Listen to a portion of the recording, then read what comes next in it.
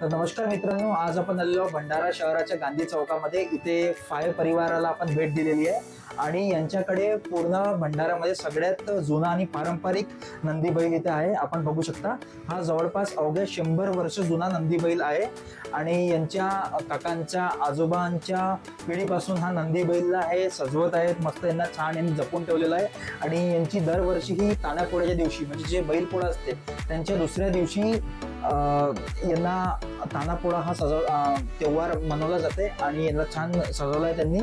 आणि या परिवाराला आपण भेट दिलेली आहे. खूपच छान वाटलं भेटून सगळ्यांसोबत. काय सांगाल दादा या नंदी बैल बद्दल? हा आमचा फाय घराण्याचा नंदी आहे आणि हा जवळपास 100 वर्ष जुना आहे आणि हा एक प्रतिष्ठेचाच भंडाराचा होता. पहिले नूतन शाळेत जेव्हा बैल पोळा भरत होता तर त्यावेळेस याची पहिले पूजा होत होती आणि मग बाकी नंदीची पूजा होत होती. ज्ञानेश्वरींनी खूप छान हा नंदी बैलाला सजवलेला आहे आणि पेंटिंग केलेला आहे. आणि अजून काका काय सांगणार? आज तानापोळ्यात आता थोड्या वेळाने याची पूजा होईल आणि पूजेत मला असं वाटतं की सगळे लोक पूजेत या तुम्ही आणि ह्या बैलाचं वैभव पहा. तर भंडाराला हा नंदी बैल तुम्ही पण बघू शकता. जस्ट मी तुम्हाला याचा ॲड्रेस पण जातो. जर तुम्हाला कधी यायचं असलं तानापोळ्याच्या दिवशी तर विके हॉटेलच्या बाजूच्या लेननी सरळ तुम्ही आत आले की कुंभारे डॉक्टरच्या हॉस्पिटलच्या समोर यांचं घर आहे. फाय परिवाराचं घर आहे इथे त्यांचं दुकान पण आहे आणि अमित ज्वेलर्स. तर इथे या परिवाराला भेट देऊन तुम्ही यांचा नंदी बैल बघू शकता. खूपच छान वाटलं भेटून.